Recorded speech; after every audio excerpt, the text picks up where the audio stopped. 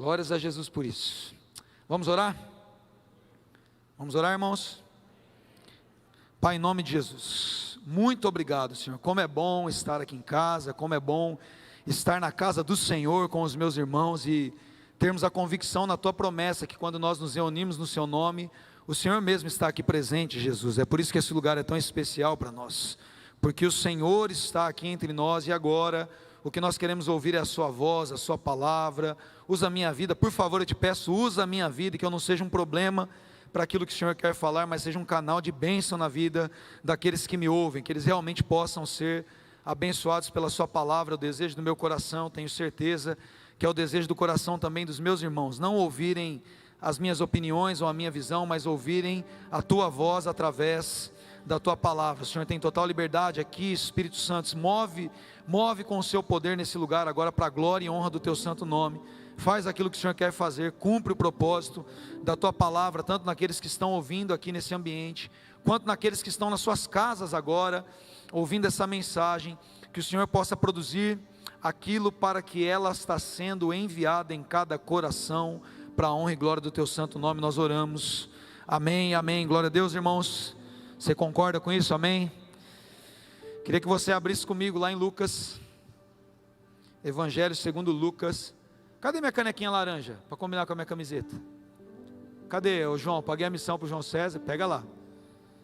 Hoje eu estou fazendo propaganda da camiseta dos nossos irmãos aqui, da Old Rags.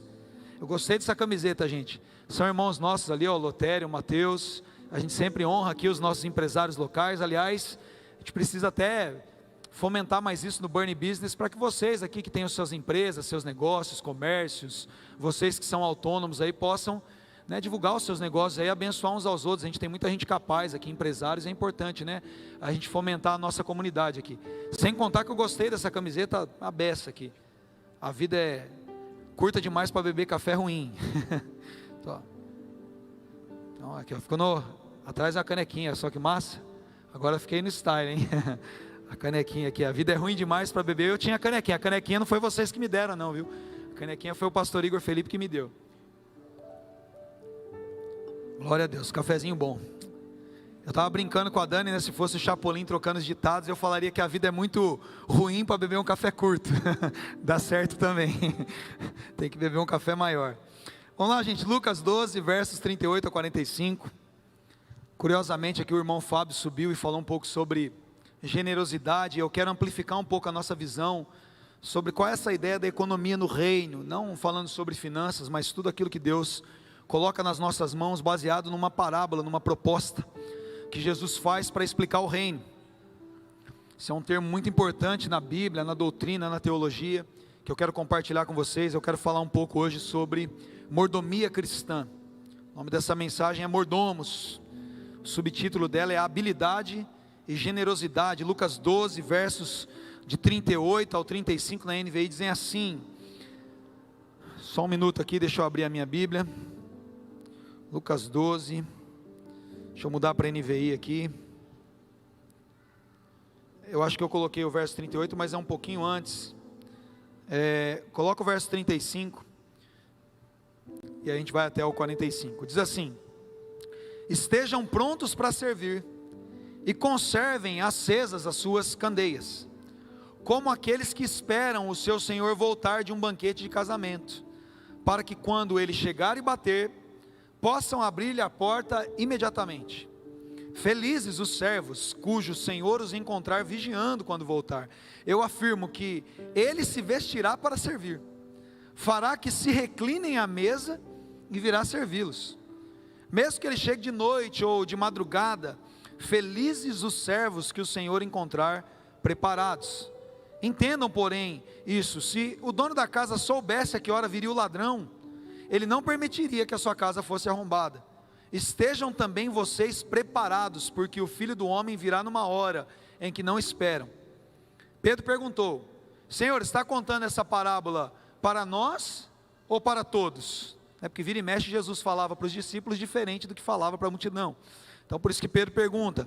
Então o Senhor respondeu: quem é, pois, o administrador? Diga comigo, administrador. Fiel e sensato a quem o seu Senhor encarrega dos seus servos para lhes dar a porção de alimento no devido tempo? Feliz o servo a quem o seu senhor encontrar fazendo assim quando voltar. Garanto que ele o encarregará de todos os seus bens. Mas suponho que esse servo diga a si mesmo: meu senhor demora a voltar, e então comece a bater nos servos e nas servas, a comer, a beber e a embriagar-se. O senhor daquele servo virá num dia em que ele não espere, numa hora que ele não sabe, e o punirá severamente e lhe dará um lugar com os infiéis. Aquele servo que conhece a vontade do seu senhor e não prepara o que ele deseja, nem o realiza, receberá muitos açoites. Mas aquele que não conhece e pratica com coisas merecedoras de castigo, receberá poucos açoites, porque a quem muito foi dado, muito será exigido, e a quem muito foi confiado, muito mais será pedido. Meu Deus, Jesus mais pedagógico impossível ser nesse momento. Bom, eu quero me atentar a algumas expressões que Jesus propõe aqui, e ele deixa muito claro em que existem, depois dessa pergunta de Pedro, níveis diferentes de serviço, responsabilidades diferentes de serviço. Mas basicamente todo o texto aqui está falando sobre pessoas que foram encarregadas de servir. Diga comigo, servir. Diga com convicção agora, servir. Quando Jesus explana acerca do seu reino aqui agora para os seus discípulos, que provavelmente estavam numa roda onde mais pessoas estavam presentes, e por isso a pergunta de Pedro é: o senhor está falando só com a gente, perto dos outros? O senhor está dando uma chamada de atenção na gente aqui na frente dos outros, ou o senhor está contando isso para todo mundo? E aí Jesus dá essa alfinetadinha um pouco mais dura. Ele diz: bom, isso serve para todo mundo, mas para vocês aqui que estão encarregados de cuidar dessas pessoas, serve um pouquinho mais, tem uma intensidade um pouco maior. Ele diz: quem foi encarregado de mais tarefa, tem uma responsabilidade maior, e vai ser cobrado pela responsabilidade maior. Quem talvez tenha uma tarefa menor, vai ser cobrado também de acordo com aquilo. Muito clara a parábola de Jesus. Mas o fato é que tudo que Jesus começa dizendo aqui, é que nós somos meramente servos, e administradores de coisas que pertencem a Ele. Ele está dizendo que nós ficamos aqui na terra, todos nós como os discípulos de Jesus, fomos deixados aqui com uma responsabilidade de cuidar, de administrar coisas que não pertencem a nós, mas pertencem ao próprio Senhor, que é o dono de todas as coisas. Ontem o João César estava fazendo oferta aqui, ele citou o salmo que diz: do Senhor é a terra e a sua plenitude, o mundo e todos aqueles que nele habitam. Todas as coisas pertencem ao Senhor. Com essa consciência, nós começamos a enxergar que nós mesmos, enquanto seres humanos e servos de Jesus aqui nesse lugar, estamos numa condição de estarmos emprestados a nós mesmos.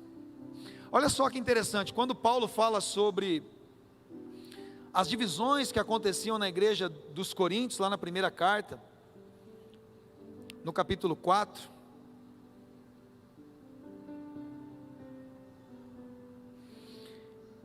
ele mais uma vez diz aqui, olha só: portanto, verso 1 do 1 Coríntios capítulo 4, ele diz: que todos nos considerem servos de Cristo e encarregados dos mistérios de Deus. Verso 2 diz: o que se requer desses encarregados, é a mesma palavra aqui para mordomos ou dispenseiros, aqueles que cuidam da dispensa, aqueles que cuidam dos suprimentos, é que eles sejam fiéis.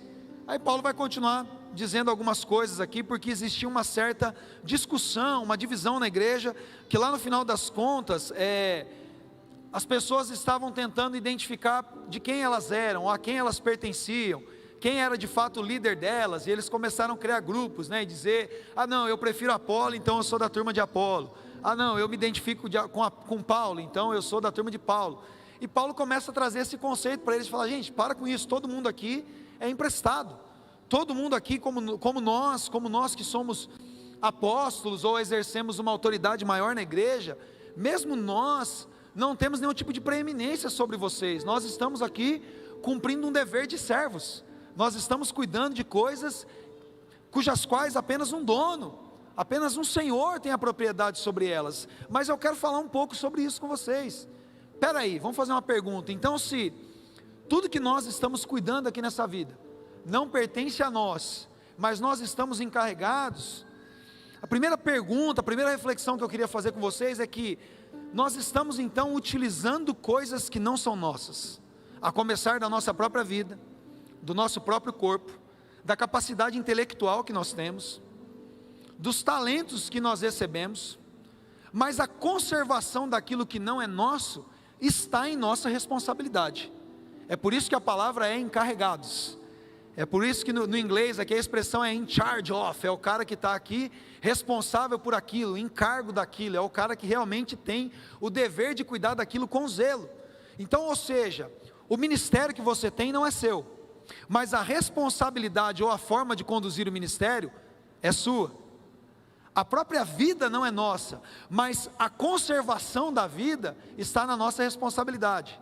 Ou seja, eu estou cuidando do meu próprio corpo, da minha própria vida, das minhas próprias palavras, da maneira como eu conduzo os meus passos, sendo responsável por cada uma dessas coisas, mas sabendo que elas não me pertencem, e que eu vou precisar prestar conta do que eu fiz com cada uma dessas responsabilidades, àquele que é dono de tudo isso. Quem está entendendo? Amém? Glória a Deus por isso. Ou seja, a obra é do Senhor, a obra não é nossa.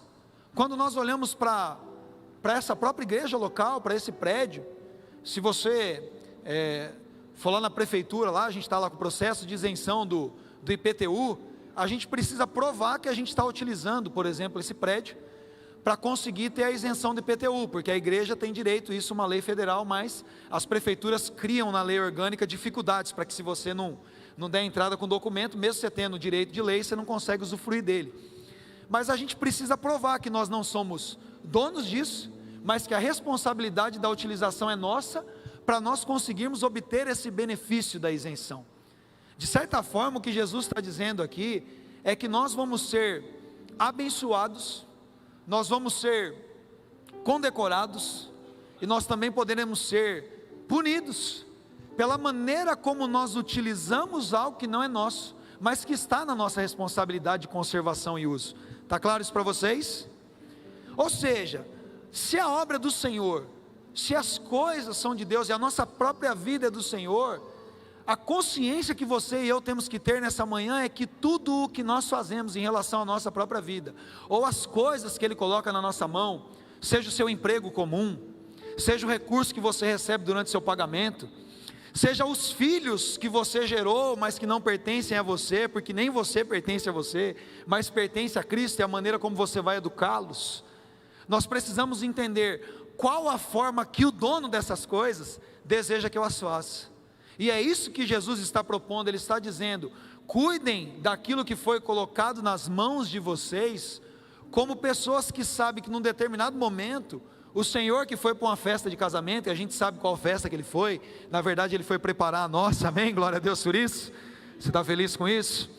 A palavra diz que Ele foi preparar um banquete de casamento para nós, então o Senhor na verdade foi preparar a nossa própria festa, mas Ele vai voltar, para levar a gente para a própria festa, mas Ele diz: a hora que esse Senhor chegar dessa festa de casamento, Ele quer encontrar vocês em prontidão, ou seja, alguém que tem essa consciência que qualquer hora o dono das coisas pode aparecer por aqui, qualquer hora o dono da minha vida pode aparecer por aqui, qualquer hora o verdadeiro dono desse prédio, e de vocês, e nós que somos de Cristo, glória a Deus por isso, amém, irmão?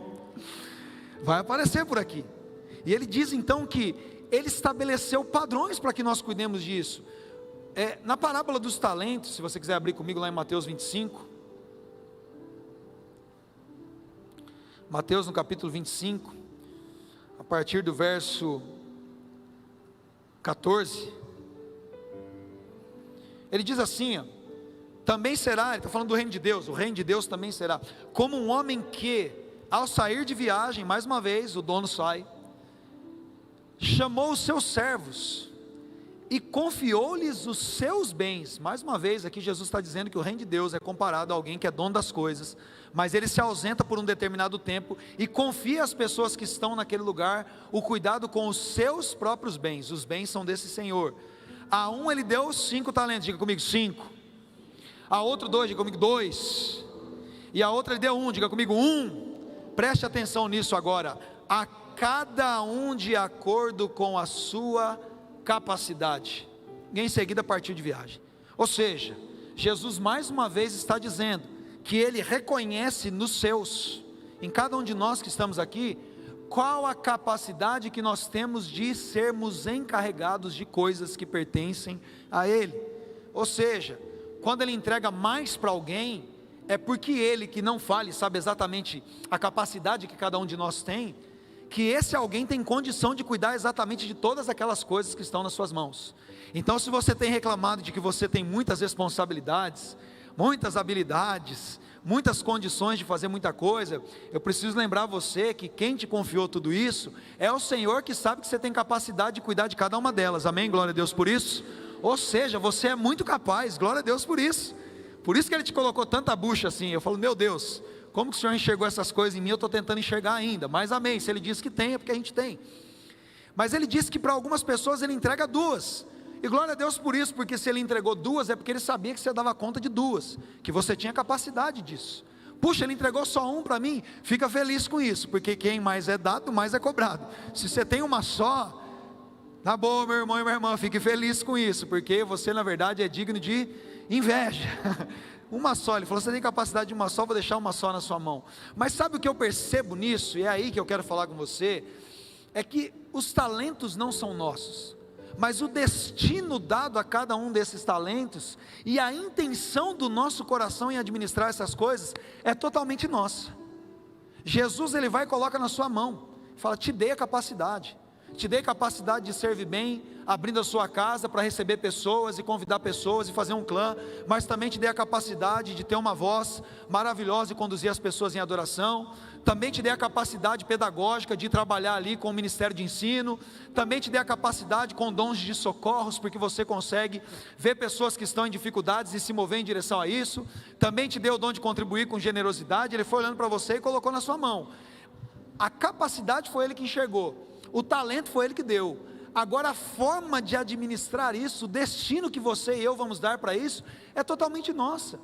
A maneira como nós lemos isso, e a intenção do nosso coração, é uma responsabilidade totalmente sua e minha. Jesus não foi lá e te deu também a responsabilidade para fazer isso, entende o que eu quero dizer? Ele viu que você tinha capacidade, a capacidade vem junto com responsabilidade. Ele falou, está na sua mão, é meu, você sabe o que você tem que fazer, vai lá e faz.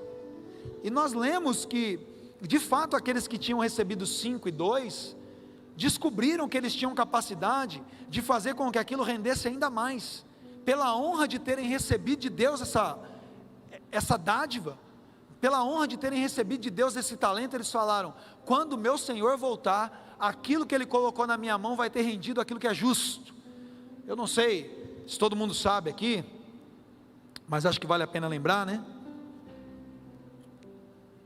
Que se você está guardando dinheiro debaixo do colchão, ou na poupança, ou deixando na conta, daqui 10 anos no mínimo o seu dinheiro vai valer a metade do que ele vale hoje. Então existe uma certa aula de economia aqui também. Se você não investe o seu dinheiro numa coisa que no mínimo protege ele da inflação e aumenta alguma coisa, se ele só estiver protegido da inflação, você está mantendo o valor. Então, a inflação é 6% ao ano, por exemplo, Deus queira que não passe de 2 dígitos de novo, mas vamos colocar que a inflação é 8% ao ano. Se ele não tiver em algum lugar que rende 8% mais alguma coisa, no final do ano, se você tiver os mesmos R$1.000, eles não valem mais R$1.000. Por quê? A inflação diminui o poder de compra. Então, se você comprava X caixas de leite no começo do ano, e você guardou R$1.000, no final do ano você não compra as mesmas caixas de leite, ou seja, o dinheiro perdeu o valor. Então, quando Jesus fala de administração dos talentos, Ele está falando que o cara que teve 5 e fez render 10, ele no mínimo, a gente não sabe quanto tempo, preservou aquilo que era de Deus. Talvez nem signifique que ele fez com que aqueles 5 talentos de fato virassem 10 talentos no momento em que isso veio ser cobrado. Talvez o que aconteceu naquele momento foi, aquilo que Deus colocou na minha mão foi protegido do seu valor. Aquilo que Deus deixou na minha mão, eu vou entregar para Ele protegido. A coroa que Ele colocou no meu colo, que Ele jogou essa coroa no meu peito, eu vou cuidar para que ninguém tire ela de mim. As coisas que Deus encarregou-me serão cuidadas e serão responsabilizadas na minha mente, nas minhas tarefas, no meu dia a dia, como alguém que sabe que não pertence a mim e que eu tenho o dever de proteger aquilo.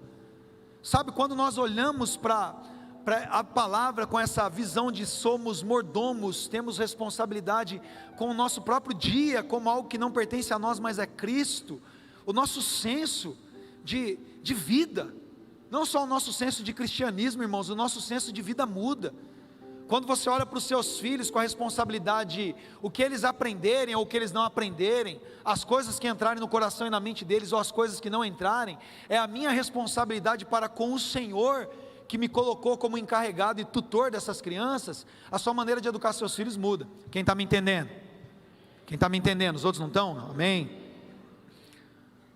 Quando você se casa com alguém, marido, quando você assume a responsabilidade com a esposa, a ideia que se tem, né, os costumes estão uma bagunça agora, mas a ideia que se tem quando você vai falar com o pai de uma moça, é que você está tirando ela de um lugar onde ela era protegida, aonde ela tinha ali, de acordo com a condição financeira de cada um, entendo o que eu estou dizendo, o suficiente ali, a proteção, a dignidade, que você agora está assumindo a responsabilidade daquele pai para ser o marido e o homem da vida dela, e que com você, no mínimo, ela vai ter a mesma condição ou melhor, que você não vai fazer com que ela seja desprotegida, não tenha dignidade, sofra na mão de um homem incapaz de cuidar dela, porque você está recebendo um talento, né? Eu sou pai de uma menina, então eu tenho condição completa de falar isso para vocês. Eu não quero alguém que trate a minha filha menor do que aquilo que eu tenho oferecido para ela. Eu quero alguém que se responsabilize e fale: eu vou cuidar dessa menina melhor do que o senhor. Quantos estão me entendendo? E nós nos tornamos encarregados então daquela vida diante de Deus, porque nós casamos com aquela mulher, e a palavra de Deus diz que os maridos devem amar as esposas como Cristo amou a igreja e morreu por ela. Uau! Nós estamos sendo encarregados, é uma responsabilidade linda diante de Deus. Mas sabe, eu percebo que quando Jesus entrega esses talentos, assim como a sua palavra, na mesma hora que Deus olha para você e te entrega algo, Ele está te dando a capacidade de cuidar daquilo. Quando Jesus coloca nas suas mãos e no seu coração o desejo por fazer algo, a palavra de Deus vai dizer que nele está tanto o querer quanto o realizar. Eu sempre vejo na palavra de Deus que quando uma palavra dos céus é liberada sobre nós, a mesma natureza que libera essa palavra, dentro dessa mesma palavra tem a semente para fazer com que ela germine e tenha vida. Por exemplo, pastor, não está claro para mim, quando o anjo vem e traz a notícia para Maria, de que ela era bem-aventurada, de que ela era agraciada, de que ela havia achado graça aos olhos de Deus, ele diz: você conceberá e dará luz a um filho, e ele será o salvador do mundo. Na mesma hora que o anjo traz essa palavra de Deus, o sêmen espiritual é depositado dentro do útero de Maria, porque na palavra existe o poder para gerar vida. Então quando Deus ele te dá uma capacidade, confia um talento para você, entenda uma coisa: essa palavra de Deus, essa dádiva de Deus, esse recurso espiritual, é tão reducionista quando nós olhamos para a parábola dos talentos e pensamos em moedas, né, e pensamos em recursos humanos, né? É tão poderoso quando nós abrimos a nossa mente e entendemos que Deus diz para você: olha mamãe, eu estou te dando o poder, estou te dando o talento de ser mãe. E ao mesmo momento que Ele te dá um filho, a gente diz: nasce um filho, nasce uma mãe. É porque é uma verdade. Deus confiou em você a capacidade de gerar um filho, Ele está dando para você a responsabilidade, a condição de cuidar desse filho para a glória dEle, amém? Amém, irmãos? Você não se alegra com isso não? Mamães que Deus deu a capacidade, olhou para você e falou: você tem a capacidade de ter 2, 3, você tem a capacidade de ter 5, e vai fazendo filho, ninhado, igual o judeu, bota a escadinha. Glória a Deus por isso. Ele está dizendo que você tem a capacidade para aquilo, ei, e quando Deus te confia algo, Ele te dá a condição de manter aquilo também. É por isso que Ele vem pedir contas. Deus jamais vai pedir contas para você e para mim, de algo que a gente não tinha capacidade de cuidar. É por isso que Ele volta, porque o Senhor não é injusto. Quem tinha essa mentalidade de dizer que Deus era injusto, era o cara que não quis fazer nada com aquilo que Deus colocou na mão dele. Porque o Senhor vem cobrar daquele que tinha apenas um talento e não havia produzido nada, e Ele fala: eu sabia que o Senhor era severo, eu sabia que o Senhor colhia aonde o Senhor não plantou, eu sabia que o Senhor era um homem rígido. E aí o Senhor diz para aquele camarada: fala, mas você sabia de tudo isso, por que você não fez alguma coisa? Por que você enterrou? Por que você escondeu? Porque quando eu coloquei na sua mão, eu tinha consciência de que eu podia colher o fruto daquilo que eu depositei em você. Ei, presta atenção, o Espírito Santo de Deus, que é o poder que tirou Jesus das trevas, da sepultura, esse poder foi colocado dentro de você. Então as coisas que Deus coloca na sua mão, você tem capacidade para fazer elas da melhor forma possível, porque Ele depositou esse poder em você. Então preste atenção, ao contrário daquele servo mau, que achou que Deus estava cobrando dele uma coisa que ele não podia fazer, a regra do reino de Deus é que a generosidade, ela supre a deficiência das nossas inabilidades. Um coração grato a Deus, que reconhece que as coisas é dele, coloca-nos na capacidade de produzirmos muito mais do que aquilo que foi confiado a nós. O Espírito Santo está te lembrando de tanta capacidade que você tem nessa manhã. Está dizendo: eu te dei esse talento, eu te dei essa habilidade, eu disse que você era capaz, então vá além do suficiente. Vá além daquilo que você pensa com a sua mente humana, que você é capaz de fazer, porque eu vi muito mais em você. Eu coloquei o meu espírito em você, eu dei a minha vida para você. Ele te entregou o próprio Jesus. Ele diz: quem não poupou o seu próprio filho, nos entregou o seu próprio filho, como não nos dará juntamente com ele de graça todas as coisas? Deus olha para você e deposita o espírito dele dentro de você. Meu Deus, isso me anima. Nunca pare no mínimo, meus irmãos. Essa palavra sobre mordomia é para chacoalhar o seu coração nessa manhã, porque muitos de nós temos sido talvez ociosos no serviço, não só na igreja local, isso é uma parte das coisas, mas muitos de nós temos sido ociosos no nosso serviço cristão, na maneira como nós cuidamos das coisas dentro da nossa casa. Está fazendo só por fazer. A gente está casado só por estar casado. A gente está tendo os filhos e está jogando um celular na mão deles e está tendo filho só para ter filho. Tem comida, as coisas estão pagas. Quantos homens falam, né, eu pago as contas nessa casa, e acham que estou fazendo o suficiente já porque paga a conta. Ei, Deus não te chamou para pagar a conta. Quem provê as coisas na sua casa é Deus, não é você que é Jeová Jireh. Você não foi chamado para pagar a conta na sua casa, você foi chamado para ser um sacerdote no seu lar, para prover a espiritualidade do seu lar, para prover o exemplo para os seus filhos, para poder prover o amor dentro da sua casa. Você foi chamado para ser um representante de Deus. Deus só paga as suas contas. Esse é o seu relacionamento com Deus, homem? Deus só paga as suas contas? É isso que você pensa de Deus? Ah não, Ele é o Pai, Ele paga minhas contas. Esse é o tipo de relacionamento que você tem com Ele? Ou você encontra um abrigo seguro no colo dEle para descansar? Ou você encontra as expectativas do seu coração supridas nele? Então, se você é pai, se você é homem da sua casa, o seu modelo é Jesus. Ele não te chamou para pagar conta na sua casa, Ele te chamou para suprir as expectativas das pessoas que andam com você, em amor, em fidelidade, em alegria, em justiça, em paz. Você precisa nessa manhã ser despertado para, na mordomia cristã, para a maneira como você conduz a sua vida, o seu casamento, os seus negócios, ser um modelo de um Deus que confiou em você a capacidade de ser o melhor nisso, e ser livre de um espírito de mediocridade. O reino convoca muitos poucos habilidosos. Eu tenho aprendido isso nas 20 e tantos anos já, quase 30 anos, na minha caminhada cristã, que o reino convoca muito poucos habilidosos, mas ele explode através do coração de muitos generosos. Sabe, eu percebo na igreja, meus irmãos, eu percebo na igreja, na minha vida comum, quantas vezes pessoas que parecem que têm um conhecimento aquém da palavra, pessoas que talvez não tenham tanta inteligência ou sabedoria humana, mas pessoas que têm um coração disposto e um espírito de mordomia cristã, o quanto essas pessoas têm sustentado a igreja. E o quanto tantos outros de nós que temos talvez mais capacidades, mais recursos, temos nos tornado presunçosos e acreditado que só porque eu ganho 10 mil e meu dízimo é 1.000, estou fazendo muito pela igreja. Ei, guarda seus R$1.000 no seu bolso, Deus não precisa disso. Pereça você com o seu dinheiro se você acha que é isso que Deus está esperando de você. Como disse Pedro para aquele homem que queria comprar o dom de Deus. Eles perseguiam os apóstolos e queriam comprar o dom de Deus, porque viam os milagres que estavam sendo feitos, eles tinham recurso para isso. Deus falou: pereça com você o seu dinheiro. Deus não precisa do seu recurso, Deus precisa da sua habilidade de coração, para cuidar das coisas dEle. Quantos estão entendendo o que Jesus está falando? Ele quer você envolvido como alguém que sabe, isso aqui, esse lugar, irmãos, esse lugar é de Jesus. Pode estar lá o IPTU no nome da igreja Burn. Como você tem coragem de colocar um pé na parede na casa de Deus? Porque às vezes eu passo naquela parede do fundo e vejo pés na parede. Como as irmãs, porque essa semana o Manuel me mandou uma foto do banheiro, tem coragem de descarregar aquele papel que é o mais caro que tem, que a gente colocou aqui. Tinha um rolo daquele papel jogado no lixo sem ter sido usado, por desleixo, absorvente aberto, na casa de Deus. Entende? O senso de mordomia posiciona a gente direito. Como você tem coragem, meu Deus, vou falar. Como você tem coragem de chegar 10:05 num compromisso que Deus marcou com você 10 horas? Se esse lugar é a casa de Deus. O senso de mordomia cristã nos posiciona com temor. Você fala: o horário que eu tenho que chegar na igreja é um horário de Deus. Deus disse que estava lá 10 horas da manhã, eu chego às 10:15. Se você chegar numa consulta médica, o médico nem te atende, foi embora.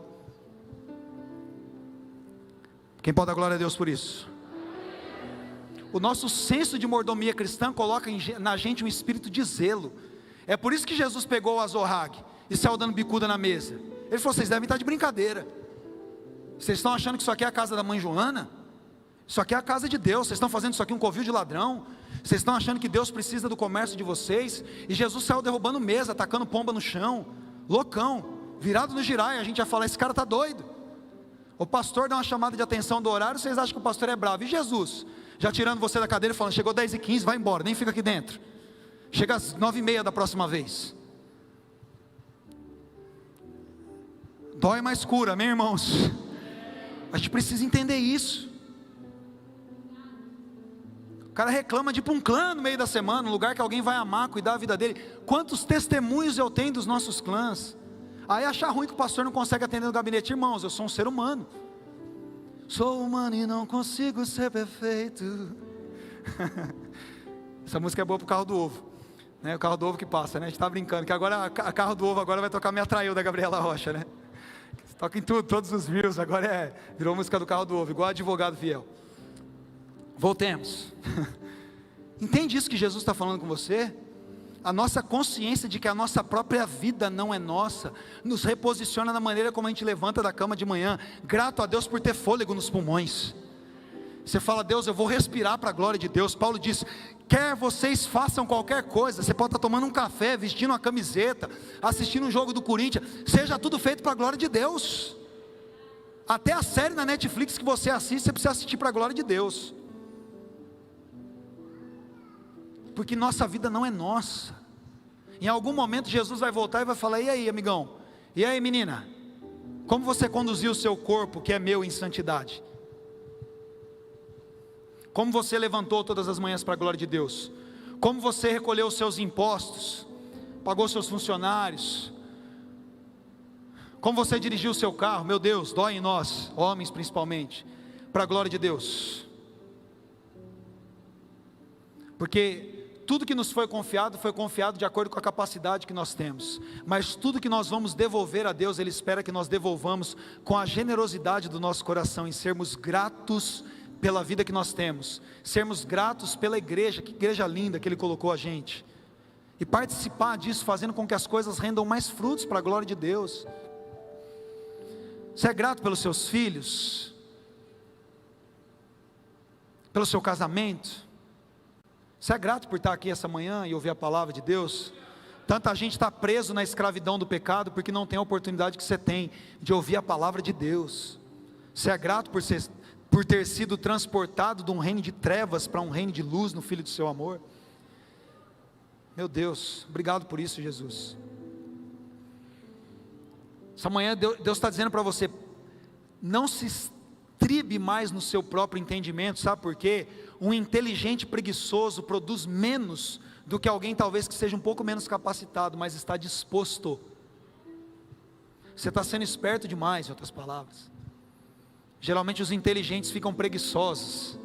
Paulo fala: quem dera todos vocês fossem mestres mesmo, já que vocês acham que vocês sabem tanto, porque a gente estaria num nível bem melhor.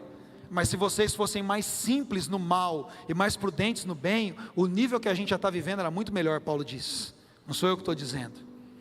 Então, se a gente fosse mais simples e entendesse que a proposta de Deus para nós é uma proposta de nos abençoar, e fôssemos fiéis nas pequenas coisas, qual o tamanho das coisas que Ele poderia nos colocar? Porque Ele diz na parábola, Ele fala: o servo que ele chegar aqui e encontrar, não só cuidando do básico, mas dando comida para os empregados, fazendo a tarefa que não era dele também, na hora que ele chega ele fala: amigão, eu preciso te colocar para cuidar de tudo, eu posso ficar longe o tempo que for, porque eu sei que eu tenho alguém aqui fiel. E Paulo diz: o que se requer dos dispenseiros, dos mordomos, dos oikonos em grego, é que eles sejam fiéis. A palavra oikonos é a mesma palavra da qual deriva economia. Sabia que mordomia e economia etimologicamente é a mesma coisa? Sabe aquela mulher que é boa, mãe raiz, que não deixa estragar uma comida na geladeira, que a cenoura vai murchar ali, ela já vê se dá para fazer um bolo, se faz um purê, alguma coisa, não joga comida fora, sai apagando as luzes, controla o tempo do banho. Mordomia, economia. E aí, quando você é fiel em administrar esses pequenos detalhes da sua vida, Deus fala: opa, tem uma mulher diferente ali, ela consegue cuidar bem da casa, consegue cuidar bem dos filhos, ela tem capacidade de comprar um campo, ela tem capacidade agora de ter uma empresa e administrar empregados, porque se você não é fiel nas coisas dos outros, Deus nunca vai confiar as mesmas que são suas para você. Economia tem a ver com mordomia, com capacidade de administração. É por isso que a mulher de Provérbios 31 é embaçada, né? Fala que o marido dela é honrado na porta da cidade porque ele nunca está mal vestido, porque a mulher é boa. Ela acorda cedo, cuida de todo mundo, dá ordem para os empregados, sai, compra um campo. Ah, mudou o presidente, ela dá risada do futuro. Ela fala, pode estar o Lula, pode estar o Bolsonaro, pode deixar que o negócio aqui é comigo. Quem cuida da parada aqui sou eu. Mordomia. Provérbios 31 fala de alguém que é capaz de cuidar de qualquer coisa que se colocar na mão, porque se veste de dignidade. Meu Deus, que palavra. Uau. Está na hora de você colocar a roupa da dignidade, porque Deus dignificou você quando Ele colocou o Espírito Santo. Ele diz, você é capaz de conduzir a sua vida muito melhor do que você tem conduzido. Ei, você sabia que você é capaz de ganhar muito mais do que você tem ganhado todo mês? Quantas vezes eu digo isso porque eu tenho convicção que as pessoas que se tornam fiéis naquilo que Deus coloca nas suas mãos, elas são capazes de administrar muito mais. Deus está doido para jogar semente no seu colo, meu irmão. Ele está esperando você se vestir dessa dignidade e falar, peraí, Ele me deu esses talentos, eu vou fazer esse negócio multiplicar. Que emprego que Deus te deu?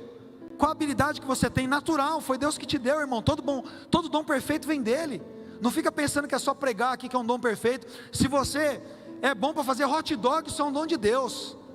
Dá para você ficar ali milionário e sustentar muitas outras famílias, empregar muita gente, ser uma bênção na sociedade, fazer justiça social, tirar a molecada da favela fazendo hot dog, se você tem esse dom.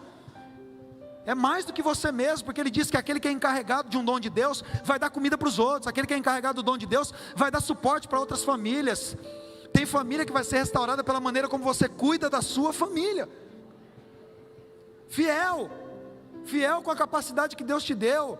Para de ficar enxergando nas coisas grandes. Davi fala, eu não me ocupo nas coisas grandes, eu não fico pensando em coisa grande demais para mim. Se eu conseguir cuidar das coisas que Deus colocou na minha mão, Ele é poderoso para fazer isso aqui multiplicar, e virar muito mais do que eu imagino.